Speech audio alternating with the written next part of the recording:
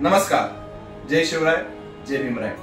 विश्वरत्न, भारतरत्न, भारतीय संविधानाचे निर्माते, दलितांचे तारणहार, संघर्षाचे महान योद्धे, परमपूज्य महामानव डॉक्टर बाबासाहेब आंबेडकर यांना सर्वप्रथम विनम्र अभिवादन.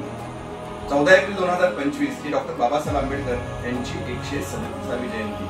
डॉक्टर बाबासाहेब आंबेडकर ही केवळ व्यक्ती नव्हते, तर डॉक्टर बाबासाहेब आंबेडकर हे एक व्यक्तिमत्व होतं. कारण डॉक्टर बाबासाहेब आंबेडकरांचं कार्य आणि त्यांचे असणारे गुण हे आज प्रत्येकाला प्रेरणा देतात. कारण डॉक्टर बाबासाहेब आंबेडकर यांनी एका केवळ समाजासाठी काम केलेलं नसून संपूर्ण जीवसृष्टीसाठी न्याय देण्याचं काम केलेलं आहे. आणि म्हणूनच डॉक्टर बाबासाहेब आंबेडकर आज केवळ आपल्यासाठी इतिहास नसून रोजच्या जीवनात जगण्याचं आचरण कसं असावं यासाठी तो वर्तमान काळ आहे. आणि भविष्य काळामध्ये जगण्यासाठी, न्याय मिळवण्यासाठी, संघर्षाविरुद्ध लढण्यासाठीचा भविष्य काळ देखील आहे.